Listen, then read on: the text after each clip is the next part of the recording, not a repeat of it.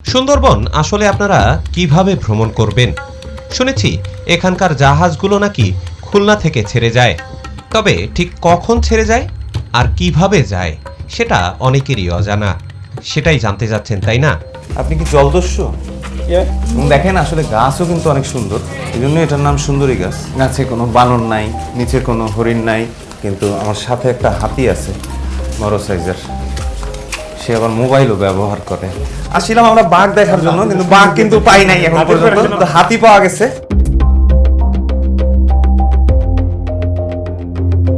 এই ওয়াচ টাওয়ারের উপর থেকে সব দিকের ভিউ একদম চমৎকারভাবে দেখতে পাবেন। সামনে যে বড় নদীটার শাখা নদী রয়েছে ওটাও দেখা যায়।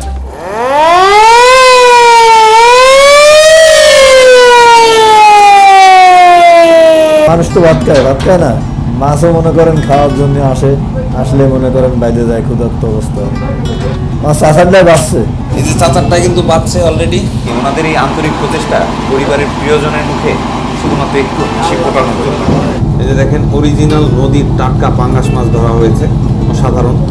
আর এই যাওয়ার পথে মংলা পোর্টুকি পার হয়, আর পার হলেও সেখানে আসলে কি দেখা যায়, আর ঠিক কখন থেকে আপনারা সুন্দরবন দেখতে পাবেন, আর কোন স্পটগুলোই বা ঘুরতে নিয়ে যায়, আর সবচেয়ে বড় কথা হচ্ছে সুন্দরবন গেলেই কি বাঘ দেখা যায়, আর আমরাও কি দেখেছিলাম?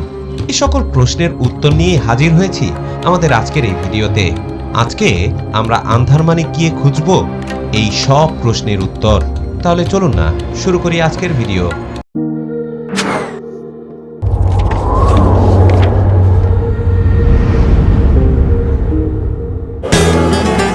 শুভরাত্রি বন্ধুরা, আজকে আমাদের গন্তব্য হচ্ছে খুলনা, আর সেখান থেকে সরাসরি সুন্দরবন। আজকে আমরা ঢাকা থেকে খুলনা যাওয়ার উদ্দেশ্যে ঢাকার ধোলাইপাড়ে চলে এসেছি। এখান থেকে আমরা আগেই ইমাদ পরিবহনে একটা টিকিট কেটে রেখেছি, আর যথারীতি আজকে ছুটির দিন হওয়ার কারণে প্রচণ্ড যাত্রীর চাপ, আর আমাদের গাড়ি হচ্ছে রাত 11:30টার সময়।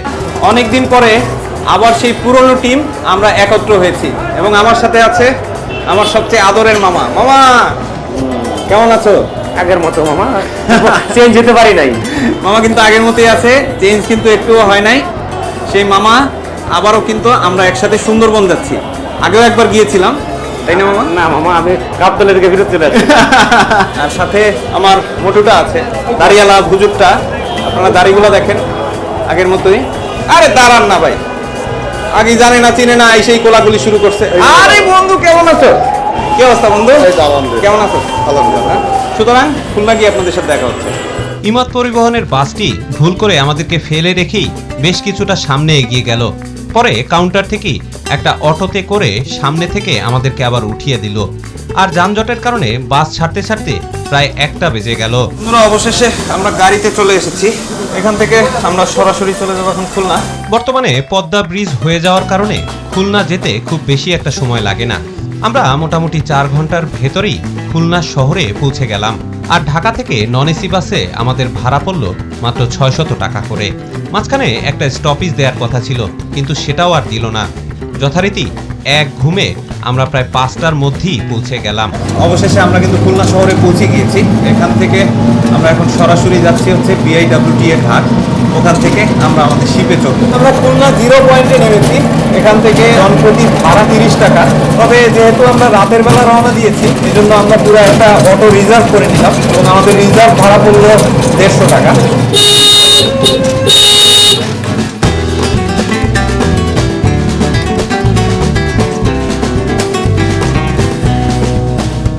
আমরা এখন খুলনা কদমতলা রোড দিয়ে যাচ্ছি। এটা হচ্ছে সমস্ত পাইকারি আড়ত। আর এই পাইকারি বাজারটা পার হওয়ার পরেই আপনাদের চোখে পড়বে খুলনার বিখ্যাত BIWTA ঘাট। অবশেষে আমরা ঘাটে চলে এসেছি। এই ঘাট থেকেই বাংলাদেশের বিভিন্ন জেলাতে লঞ্চ ছেড়ে যায়। তবে সবগুলো প্রমোত্তরই কিন্তু এই ঘাট থেকে ছাড়ে না, সেগুলো নদীর মাঝখানে নোঙর করা থাকে। আর সে সকল লঞ্চে ওঠার জন্য বিশেষ ধরনের ট্রলার ব্যবহার করা হয়। এখানে এসেই আমরা আমাদের লঞ্চও দেখতে পাচ্ছি। ওই সামনে হচ্ছে অনেকগুলো লঞ্চ দাঁড়িয়ে আছে। খুলনাতে অনেকগুলো ঘাট রয়েছে, তার মধ্যে লঞ্চ ঘাট একটি। এটা হচ্ছে BIWTA এর ঘাট। আমরা বাসে কিন্তু সহি সালামতে আসতে পারি নাই, এর জন্য একটা কালপ্রিট দায়ী। এই মামারে ধরো তো। এই কালপ্রিটের কারণে কালপিটের কারণে আমাদের বাস দেরি হয়েছে। 250 টাকা আমাদের লস হয়েছে।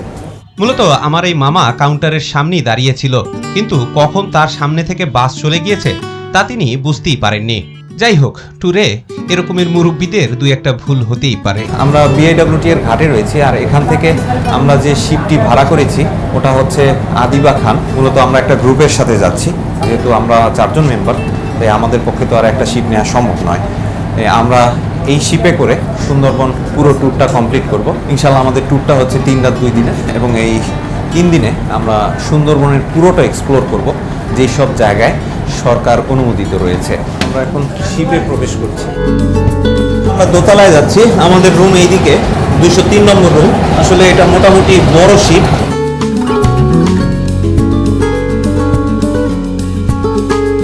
অবশেষে আমরা আমাদের রুমে এসেছি। এই লঞ্চে অনেকগুলো রুম রয়েছে, তবে এটা হচ্ছে ডাবল করে 4টা বেড। মূলত আমরা 4 জন থাকছি, তাই আমাদের জন্য এই 4 বেডের রুমটাই পারফেক্ট। এখানে প্রতিটা বেডের সাথে কিন্তু একটা করে ফ্যান রয়েছে, সাথে গ্লাস রয়েছে, এবং চমৎকার বেড রয়েছে, সাথে কম্বলও দেওয়া রয়েছে। ছোট্ট একটা জানলা রয়েছে, এবং অনেক কিন্তু চার্জিংয়ের ব্যবস্থা রয়েছে। তবে লঞ্চের আকার কিছুটা ছোট। খাটের পাশে ছোট্ট একটা সাইড টেবিল রয়েছে। অ্যাকচুয়ালি আজকে একটা বিজি ডে, এই কারণে আমরা বড় শিপ পাইনি, এই কারণে বাধ্য হয়ে এই ছোট শিপে আমাদের যাত্রা করতে হচ্ছে। আমরা নিচের ডেকে এসেছি, এখানে চমৎকার ডেকোরেশন করা রয়েছে, আর এখানে হচ্ছে সব ডাইনিং টেবিল। মূলত খাওয়া দাওয়ার ব্যবস্থাটা এখানে। এই শিপে যেসব যাত্রী রয়েছে সবাই এখানে বসে খাওয়া দাওয়া করবে। আর এখানে একটা দোকান রয়েছে, যারা টুকটাক জিনিসপত্র খেতে চায় তারা এখান থেকে খেতে পারবে। এখানে চিপস আছে, আর বিভিন্ন টাইপের খাবার দাবার, ড্রিঙ্কস রয়েছে। আর এই শিপে সার্বক্ষণিকভাবে পানির ব্যবস্থা রয়েছে, এই জন্য প্রচুর পানির মজুদ রয়েছে এখানে। এছাড়াও এই ফিল্টার থেকে যে কোনো সময় আপনারা পানি খেতে পারবেন। পাশাপাশি এখানে কিন্তু হাত ধোয়ার ব্যবস্থা রয়েছে, বেসিন রয়েছে, মিরর রয়েছে। আর পেছনের দিকে হচ্ছে ইঞ্জিন রুম।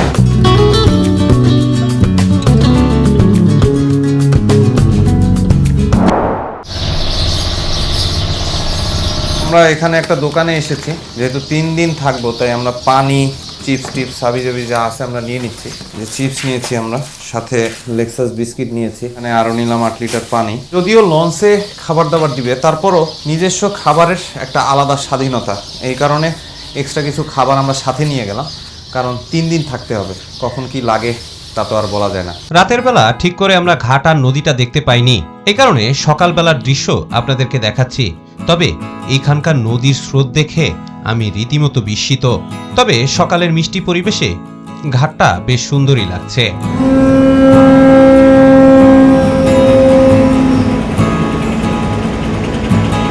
দেখতে দেখতে সকালের আলো ফুটেছে। এখন নদী কিন্তু কর্মচঞ্চলতায় ভরে উঠেছে। আস্তে আস্তে আমাদের শিপও ছেড়ে দিবে।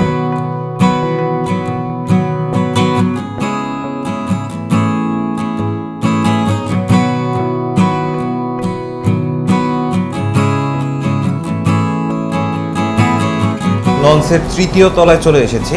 এখানে অনেকগুলো কেবিন রয়েছে।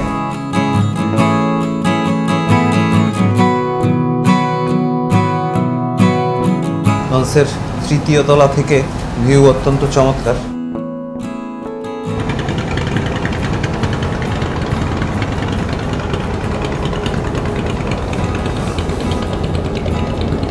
আমরা 3য় তলার পেছনের ডেকে রয়েছি।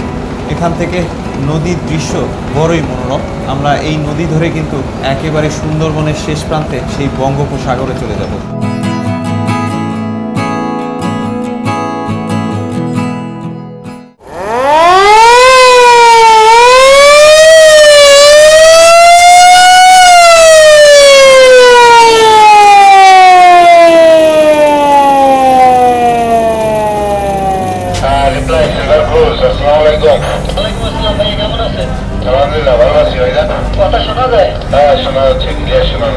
মূলত আমাদের এই জার্নিটা হচ্ছে 3 দিনের। আমরা 2 রাত অবস্থান করব এবং টোটাল 3টা দিন লাগবে। আজকে আমরা যাত্রা শুরু করব, ইনশাল্লাহ কালকে সারাদিন ঘুরবো এবং ইনশাল্লাহ পরশু দিন ব্যাক করব।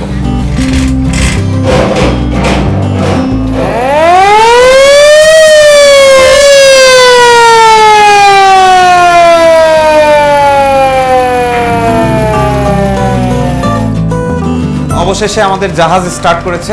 ইনশাল্লাহ আমরা এখান থেকে সরাসরি চলে যাব আন্দারমানিক।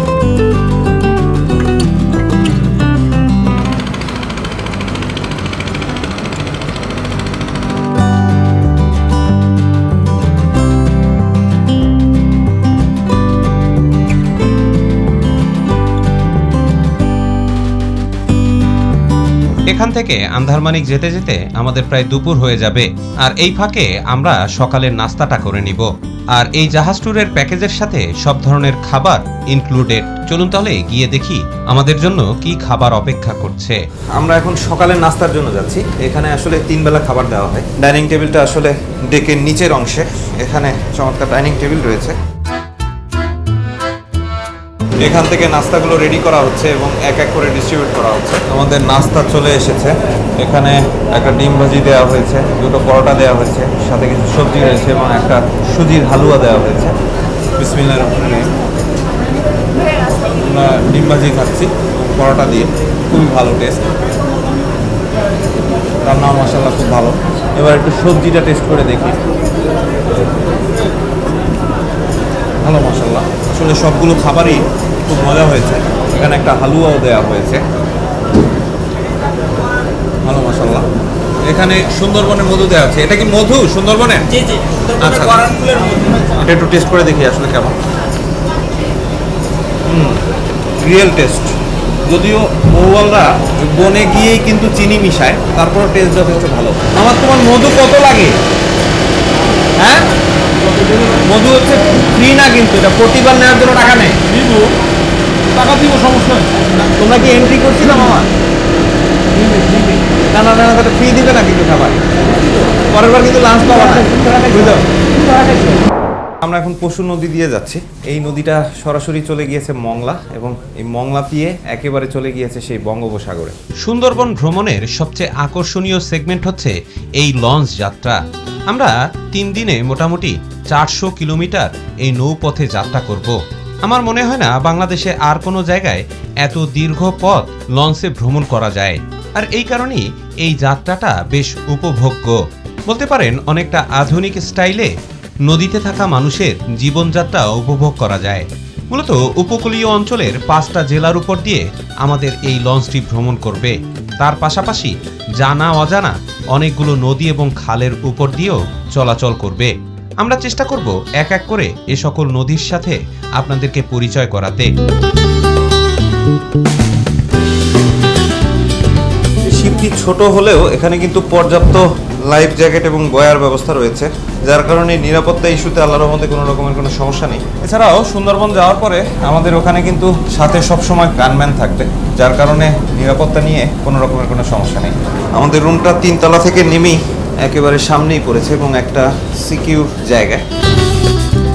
সবাই অলরেডি বসে বসে চিল করছে, কেউ মোবাইলে গান শুনছে, তো কেউ বসে বসে গেমস খেলছে। সবাই আসলে মোবাইল নিয়ে বিজি। বর্তমানে বন্ধু বান্ধবদের সাথে থাকা মানে হচ্ছে মোবাইল নিয়ে ব্যস্ত থাকা। আগে যখন আমরা একসাথে থাকতাম তখন নানা রকমের অ্যামিউজমেন্ট হতো, কিন্তু এখন দেখেন এক একজন এক এক কোনায় বসে আছে। কেউ মাথায় হাত দিয়ে মোবাইল টিপছে, এইদিকে দেখেন মোবাইল নিয়ে বিশাল ব্যস্ত। আসলে এই ডিজিটাল যুগটা মানুষের আন্তরিকতা অনেকাংশে কমিয়ে দিয়েছে। আমরা অবশেষে মংলা চলে এসেছি। এখানে আসলেই আপনাদের চোখে পড়বে বড় বড় কার্গো শিপ। যদিও এগুলো বড় ভ্যাসেল শিপ নয়, ছোট সাইজের শিপ। সামনে অসংখ্য শিপ রয়েছে।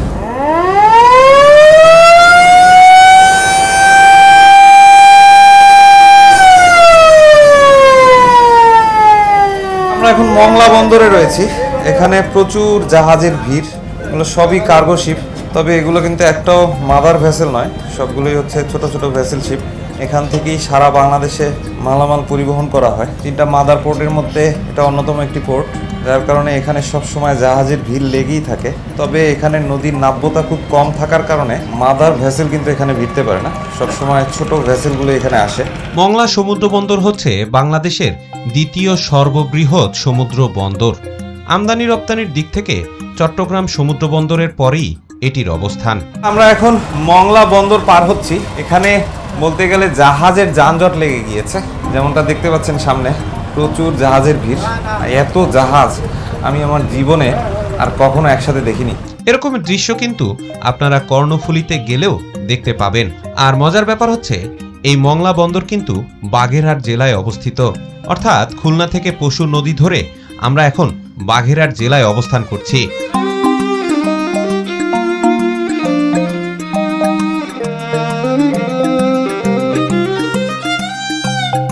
এখানে আসলে বড় গ্যাসের সাইলও দেখা যাচ্ছে, এখানে গ্যাস প্রিজার্ভ করা হবে। বেসিক্যালি ওই এলপিজি গ্যাসের জন্য এগুলো নতুন করে তৈরি করা হচ্ছে। বাইরে থেকে যেসব এলপিজি গ্যাস আসবে এগুলো এখানে প্রিজার্ভ করা হবে। আমরা এখন মংলার গ্রাম অঞ্চল দেখতে পাচ্ছি নদীর পাশে। এই শিপে সব সময়ের জন্য আপনারা চায়ের ব্যবস্থা পাবেন। এই যে এখানে গরম পানি রাখা রয়েছে, পাশাপাশি চিনি রয়েছে, টি ব্যাগ রয়েছে, লেবু রাখা রয়েছে। যখন আপনাদের মন চায় তখনই আপনারা কিন্তু চা বানিয়ে খেতে পারবেন। আমার মামা এখন বসে বসে চমৎকার এক কাপ চা খাচ্ছে, কিন্তু আমার কপালে এখনো চা জোটেনি। এর কারণ হচ্ছে কাপ ফুরিয়ে গিয়েছে। নিচে বলেছি, ওনারা নিয়ে আসছেন। মামা, চা কেমন হয়েছে? কেমন যেন আগের মতো মজা পাই না খাইয়া। মা, তুমি কি এখনো আগের মতো চা চাবিয়েই খাও? আগের মতো চাবাইতে পারি না, বয়স হয়ে গেছে তো। চাবাই আগের মতো মজা পাই না, রস বার হয় না আগের মতো, খালি পানি যায়, পানি, রস নাই।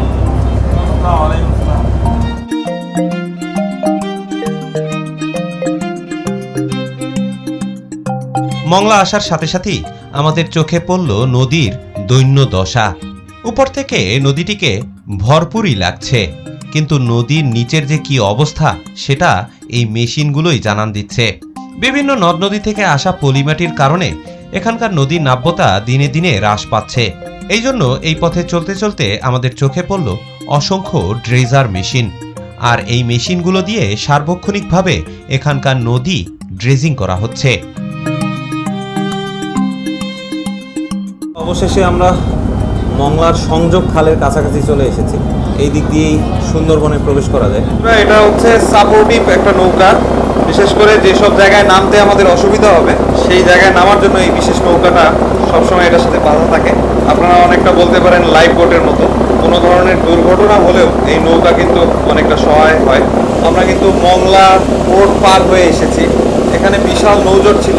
আমার জীবনে ফার্স্ট টাইম নৌজট দেখলাম।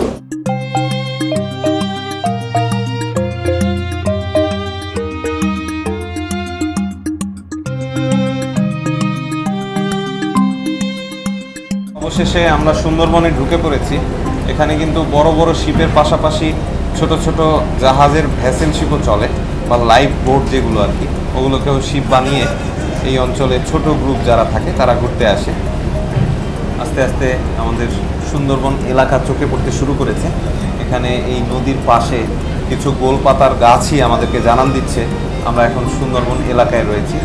এখানে জায়গায় জায়গায় আপনাদের চোখে পড়বে ছোট ছোট খাল। এই খালগুলো ধরেই অনেক মাঝি এবং মৌয়ালরা ভেতরের দিকে চলে যায়। তবে এগুলো কিন্তু খুবই বিপজ্জনক এলাকা, কারণ এই জায়গাগুলোতে কুমির এবং বাঘ দুটোরই ভয় রয়েছে। আর মংলা পোর্ট থেকে প্রায় 1 ঘন্টা শিপ চালিয়ে আমাদের শিপটা এখন চলে এসেছে আমাদের কাঙ্ক্ষিত লক্ষ্যে। আমরা আমাদের প্রথম স্পট আন্ধারমানিকের কাছাকাছি, আর কিছুক্ষণের মধ্যেই আমাদের তরি তীরে ফিরবে।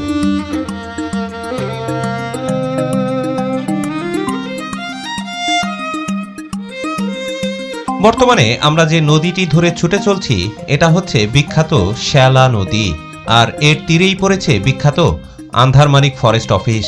যেখান থেকে আমরা যাত্রা শুরু করেছিলাম ওখানে কোনো রকমের কোনো সুন্দরবনের অংশই ছিল না। মূলত মংলা পোর্ট পার হওয়ার পরেই আমরা সুন্দরবনের দেখা পেয়েছিলাম। তবে ওখানকার সুন্দরবন অনেকটা ফিকে লাগছিল নদীর বিশালতার কারণে। আর এই শ্যালা নদীটি কম্পারেটিভলি অনেকটা ছোট, যার কারণে এখান থেকে সুন্দরবনের দৃশ্য বড়ই মনোরম। বলতে গেলে আমরা অনেকটা গহীন জঙ্গলের কাছাকাছি চলে এসেছি। এই পয়েন্টগুলোর প্রতিটি বাঁকে বাঁকেই রয়েছে ছোট ছোট খাল। এই খালগুলো ধরে ধরে বিভিন্ন জেলেরা ভেতরে যায়, অনেক সময় মৌয়ালরা যায় মধু সংগ্রহের জন্য। আমরাও চেষ্টা করব কিছু মধু যদি পাওয়া যায়, বিশেষ করে খাঁটি মধু। মন দুয়েক নেওয়ার চেষ্টা করব। মন দুয়েক নিয়ে খাবো সারা জীবন, খাওয়ার জন্য না, শুধু ব্যবসার জন্য না, খাওয়ার জন্য সারা জীবন। বন্ধুরা, আমরা অবশেষে আন্ধারমানিক চলে এসেছি। আর এখানে আসতেই একে একে লাক্সারি শিপগুলো আমাদের চোখে পড়ল। মূলত এই ধরনের লাক্সারি শিপে আপনারা যদি সুন্দরবন ভ্রমণ করেন সেক্ষেত্রে আপনাদেরকে প্রায় 3 গুণ বেশি টাকা গুনতে হবে। তবে এ সকল শিপে বাফেট আকারে খাবার দেয়া হয়। তার পাশাপাশি এগুলোর রুম ফ্যাসিলিটি অনেক উন্নত, বলতে গেলে অনেকটা 3 স্টার কিংবা 5 স্টার মানের হোটেলের মতো। তবে ভাড়াটা প্রায় 15 থেকে 30 হাজার টাকা রেঞ্জের ভেতরে পড়ে। পক্ষান্তরে আমাদের প্যাকেজ রেট পড়েছে মাত্র 7,500 টাকা। আসলে কম বাজেটে এর চেয়ে ভালো কিছু আর পাওয়া যায় না। একে একে সমস্ত প্রমোত্তরই এখানে স্টপেজ দেয় এবং এটাই হচ্ছে সুন্দরবন ঘোরার প্রথম স্টপেজ।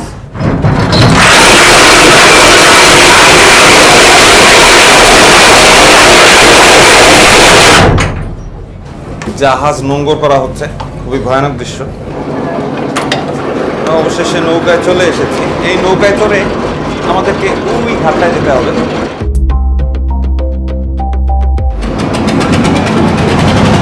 জায়গাটা আসলে এত বড় শিপটা ভিড়ে না, তাই আমাদেরকে ট্রলারে করে যেতে হবে।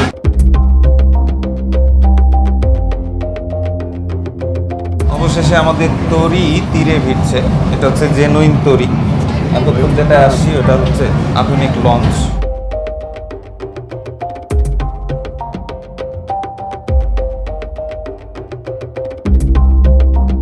আমরা আন্ধার মানিক চলে এসেছি। দেখি এখানকার মানিকটা আসলে কোথায়। সব জায়গায় আসলে আপনারা বাঘ দেখে ভয় পাবেন না।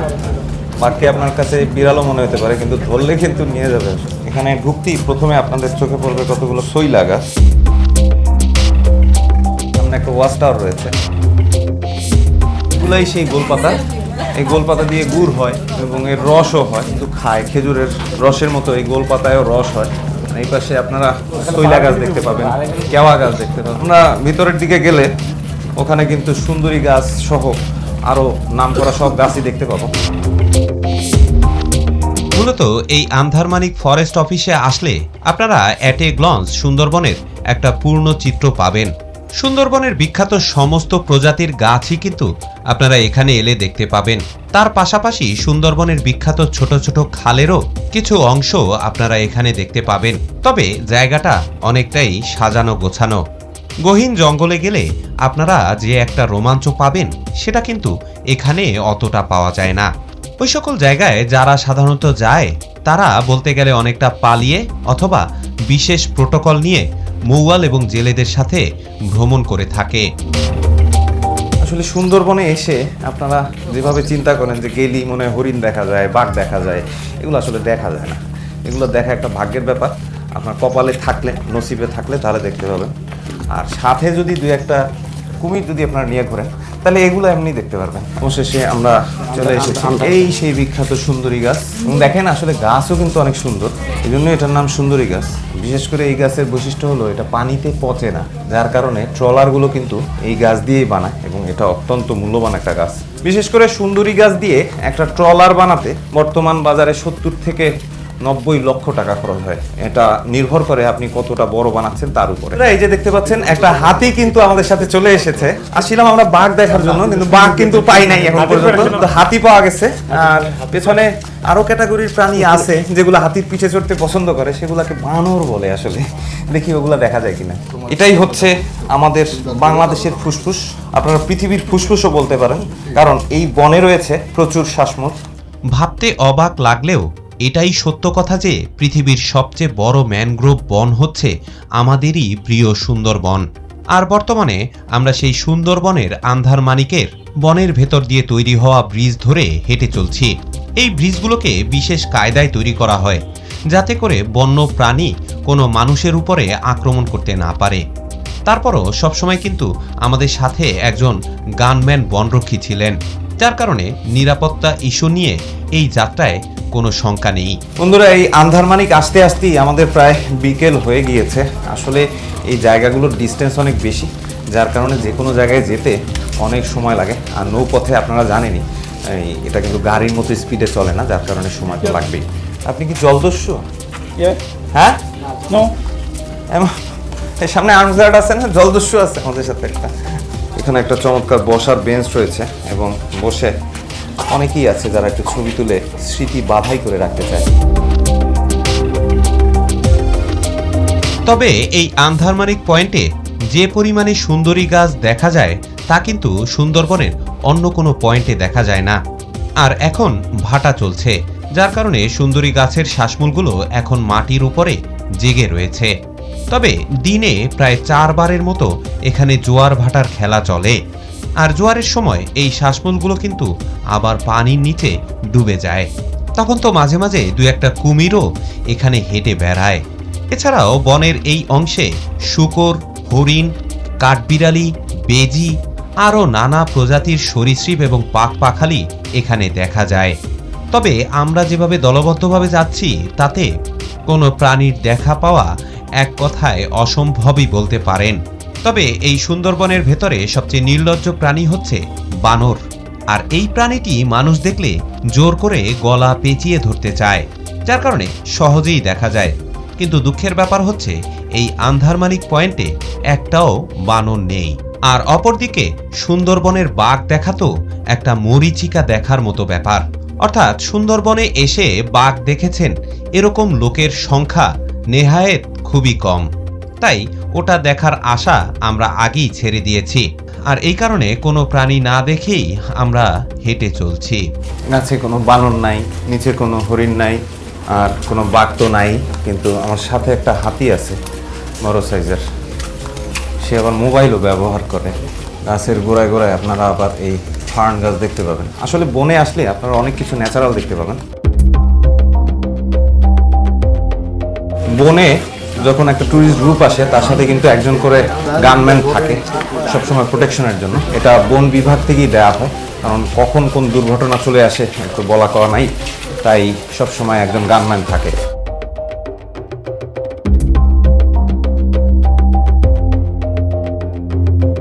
এখানে পথ শেষই হচ্ছে না। আসলে আমরা প্রায় আধা ঘন্টা ধরে হাঁটছি, কিন্তু পথ যেন শেষই হচ্ছে না। আসলে বিশাল এলাকা নিয়ে এটা করা হয়েছে, অনেক সুন্দর করে করছে। অন্যান্য স্পটগুলো কিন্তু এত বড় এরিয়া নিয়ে করা হয় না। কস কি মোমেন্ট বলো না, প্রচুর গরম গরম।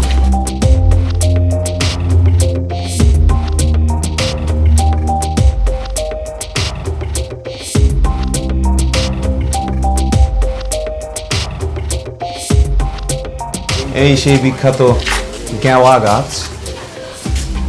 এখানে আরেকটা আছে সুন্দরী গাছ। কিরকম এটা হচ্ছে সুন্দরী গাছ। পাতা তো প্রায় প্রচুর বনের মধ্যে হাঁটলাম, কিন্তু একটাও কুমির দেখতে পেলাম না আমরা। যেখানে ছোট ছোট খালও রয়েছে, এই খালে দেখি কোনো কুমির দেখা যায় কিনা, কিন্তু পাওয়া যাবে কিনা সন্দেহ।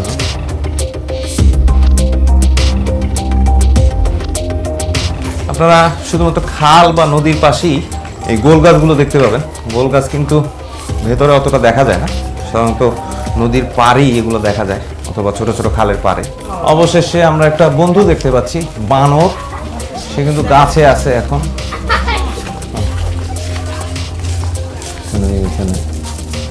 এখানে একটা বানর বসে আছে।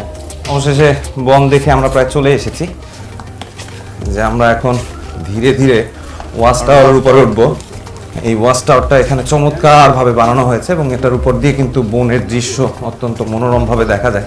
সবাই এখন ওয়াচ টাওয়ারের উপরে একসাথে উঠছে, আমরাও উঠবো ইনশাআল্লাহ।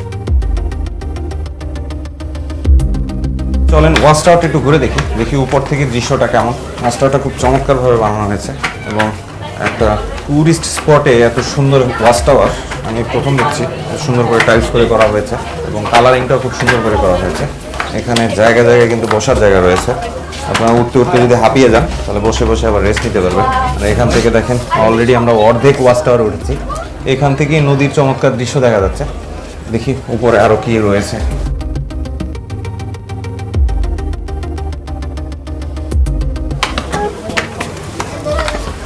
অবশেষে আমরা একেবারে টপে চলে এসেছি।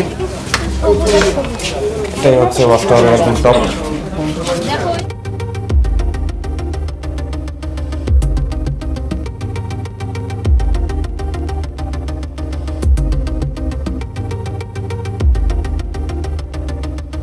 এই ওয়াচ টাওয়ারের উপর থেকে সব দিকের ভিউ একদম চমৎকারভাবে দেখতে পাবেন। সামনে যে বড় নদীটার শাখা নদী রয়েছে ওটাও দেখা যায়। আবার এই পাশে বনের ভিউ রয়েছে, যদিও ঘন জঙ্গল, তাই ওপাশে আসলে তেমন কিছুই দেখা যাচ্ছে না। আর দূরে ওইটা হচ্ছে আমাদের শিপ, যেটা করে আমরা এসেছি, আদিবাগ খান। মোটামুটি মাঝারি সাইজের একটা শিপ। ওয়াচ টাওয়ার দেখা শেষ, আমরা এখন আবার নেমে যাচ্ছি। এখানে অবশ্য মেন জট লেগে গিয়েছে, প্রচুর মানুষ।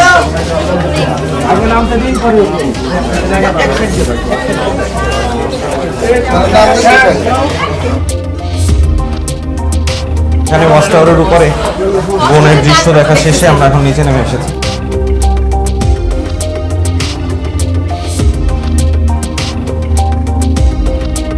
বন্ধুরা, এটা হচ্ছে টিকিট কাউন্টার।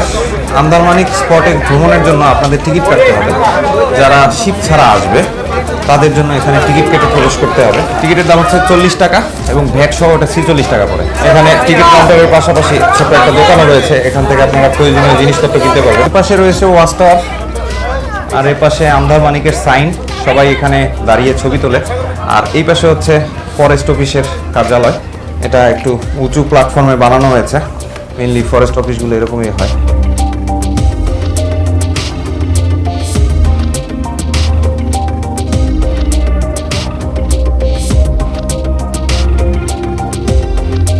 এখানে ফরেস্ট অফিসে যেসব লোকজন থাকে তাদের প্রয়োজনীয় কাজে ব্যবহারের জন্য এই পুকুরটি।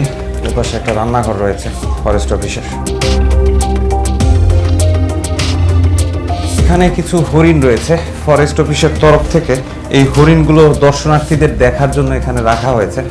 মূলত এগুলো হচ্ছে আঘাতপ্রাপ্ত হরিণ।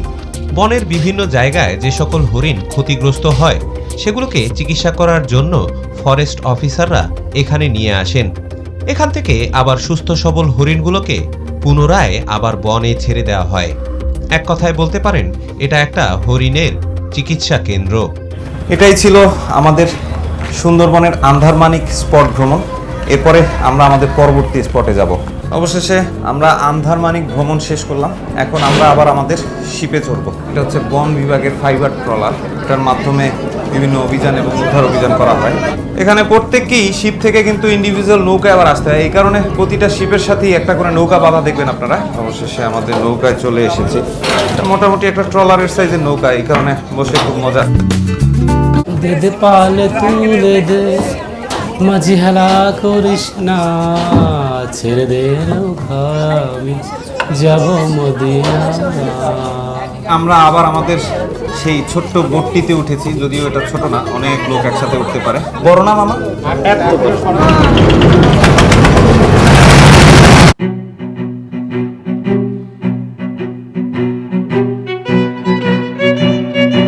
আমাদের রয়্যাল বেঙ্গল টাইগার এখন কিন্তু পাইলটের দায়িত্ব পালন করছে। অবশেষে আমরা চলে এসেছি, আমরা এখন শিপে উঠছি। আন্ধারমানিক যাত্রা আমাদের শেষ। এখন আমরা দুপুরে লাঞ্চ করব। আমাদের দুপুরের লাঞ্চ চলে এসেছে। লাঞ্চে রয়েছে ডাল, সাথে মুরগির মাংস এবং একটা মাছ। এটা হচ্ছে এক ধরনের সামুদ্রিক মাছ। আসলে খেয়ে বলতে হবে এটা কি। আমার সাথে সবাই খেতে বসেছে, বিশেষ করে বুড়ো একটা মানুষ আছে আমাদের টিমে, উনিও খাচ্ছে। এখন দাঁত নাই, অবশ্য খেতে একটু কষ্ট হবে। সাথে আমাদের মামা আছে। দেখি আসলে এই মাছটা কি মাছ। এটা দেখে অনেকটা সামুদ্রিক মাছ মনে হচ্ছে। এটা বেসিক্যালি টুনা ফিশ। সাথে রয়েছে মুরগির মাংস, সাথে ডাল রয়েছে। পাট শাক দিয়ে এই ডালটা করা হয়েছে, খুবই টেস্টি। আমরা আবার যাত্রা শুরু করেছি আন্ধারমানিক দেখে। এখন আমাদের গন্তব্য হচ্ছে কটকা। ওখানেই আমরা নাইট হোল্ড করবো ইনশাআল্লাহ। আসলে সূর্য পশ্চিম দিকে হেলে পড়েছে, আর সূর্যাস্তের আগেই ইনশাল্লাহ আমরা কটকা পৌঁছে যাব। যদি ওখানে সূর্যাস্তের আগেই পৌঁছতে পারি তাহলে ইনশাল্লাহ আমরা কটকা পয়েন্টটা ভালোভাবে ঘুরে দেখবো ইনশাল্লাহ। আমরা এখন টি কর্নারে এসেছি। বিকালবেলা আবার এখানে চা দেওয়া হয়েছে। আসলে এই শিপে সবসময় চায়ের ব্যবস্থা থাকে। মামা এখন চা বানাচ্ছে, এক কাপ গরম গরম চা খাবে। এখানে অবশ্য সেলফ সার্ভিস, নিজের চাটা নিজেকেই বানাতে হয়। এখানে টি ব্যাগ দেওয়া রয়েছে, শর্টকাটে আপনারা চা বানাতে পারবেন, নিজের মতো করে বানিয়ে নিতে হবে। চিনি রাখা রয়েছে, আমি অবশ্য চিনি কম খাই। এক কাপ চায়ের সাথে সুন্দরবন। মামা চাটা কেমন হলো? সেই স্বাদ। একেবারে ছোটবেলার স্বাদ।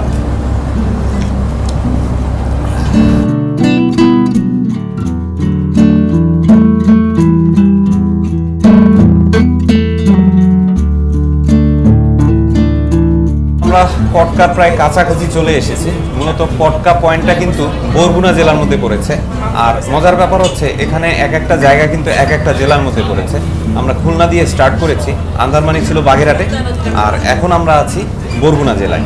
আসলে এই জায়গায় নদী পথে আমরা কিন্তু অনেকগুলো জেলায় ঘুরে ফেলেছি মাশাআল্লাহ। আমরা আমরা সুন্দরবনের নদীর কুল ঘেঁষে এখন লঞ্চে করে ছুটে চলছি। আসলে এই লঞ্চ ট্যুরের মজাই হচ্ছে আপনারা অবিরাম সুন্দরবন দেখতে দেখতে ছুটে চলতে পারবেন।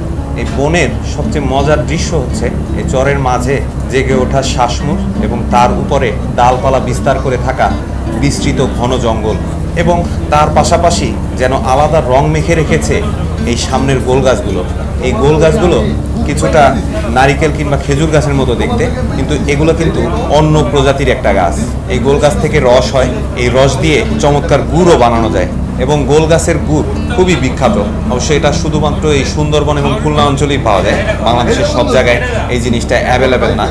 আর এই গোলের রস সংগ্রহ করা এটাও কিন্তু চারটিখানি কথা না, কারণ এখানে হিংস্র যত প্রাণী রয়েছে যেমন বাঘ, কুমির ইত্যাদি প্রাণীর থাবা থেকে বেঁচে খুব কষ্ট করে কিন্তু এই জিনিসগুলো সংগ্রহ করতে হয়, তাই সহজে এই গুড় পাওয়া ভীষণ দায়। আর এখানে কিন্তু চর রয়েছে, এগুলো হচ্ছে নদীর চর, নদীর পার্শ্ববর্তী চর। এই চরে কিন্তু জোয়ার হলে পানিতে ভরে যায় আর শ্বাসমূলগুলো পানির নিচে চলে যায়, আর শ্বাসমূলের মাথা দিয়ে কিন্তু এই গাছপালাগুলো নিঃশ্বাস নিয়ে থাকে। শেষ বিকেলের সূর্য প্রায় অস্তমিত যাচ্ছে, আর আমরা এখানে ছুটে চলছি সেই কটকার উদ্দেশ্যে। কিন্তু কখন পৌঁছাবো এর কোনো ঠিক নেই। আনুমানিক সন্ধ্যা হয়ে যাবে এবং 7টার আগে ছাড়া আর পৌঁছাতে পারবো না। সুতরাং আগামীকাল সকাল ছাড়া আপনাদেরকে কিন্তু আর সেই কটকাটা ঘুরে দেখাতে পারছি না। পরন্তু বিকেলে বন তো অনেক দেখা হলো, তাহলে চলুন এবার সূর্য অস্তটা একটু দেখি। সুতরাং বন্ধুরা, সূর্য অস্ত গিয়েছে। আজকের দিনের মতো আমরা এখানেই বিদায় নিচ্ছি।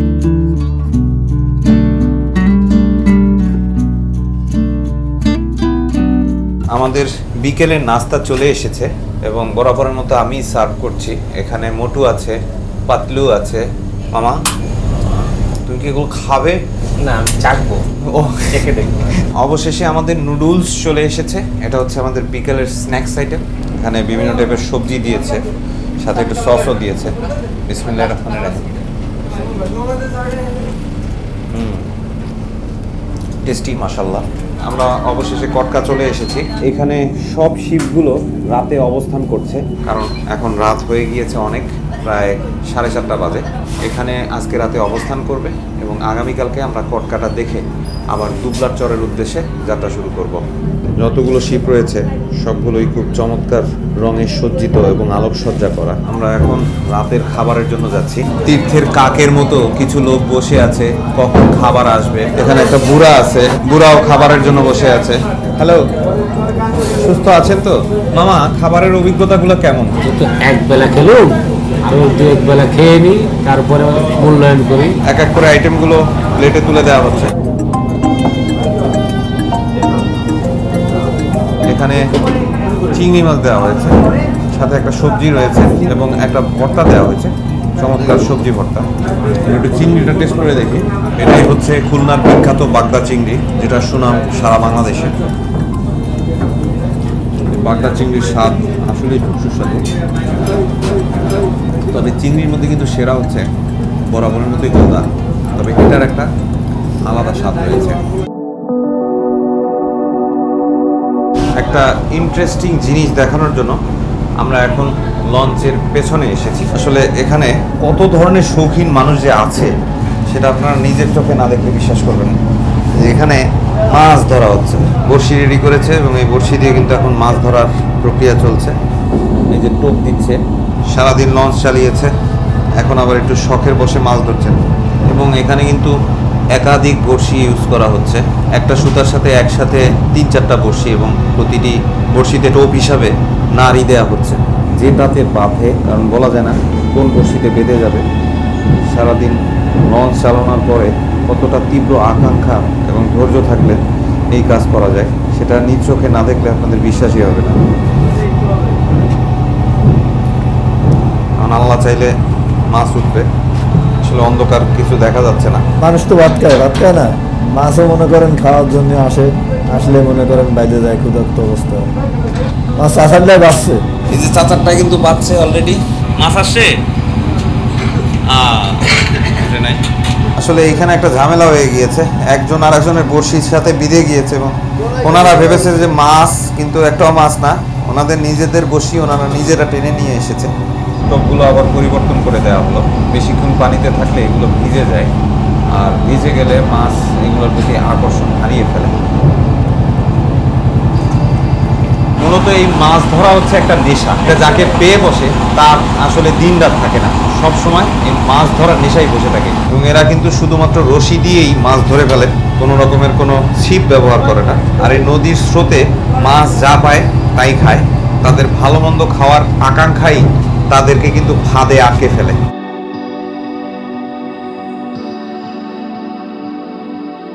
মূলত এই মাছগুলো ধরে ওনারা ওনাদের বাসার জন্য নিয়ে যায়।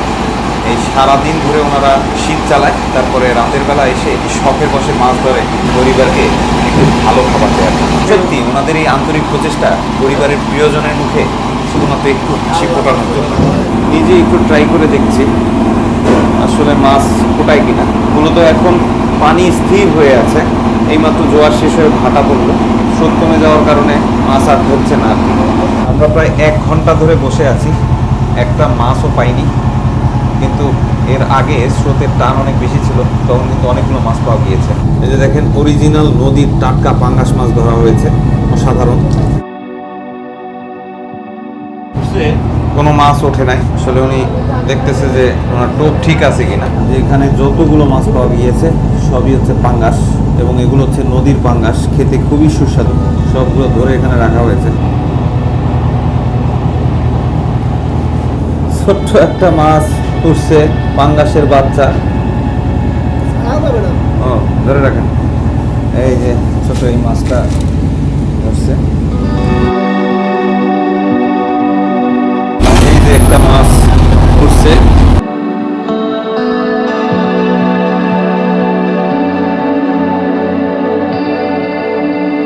অবশেষে আল্লাহর রহমতে একটা ছোট মাছ পাওয়া গেল।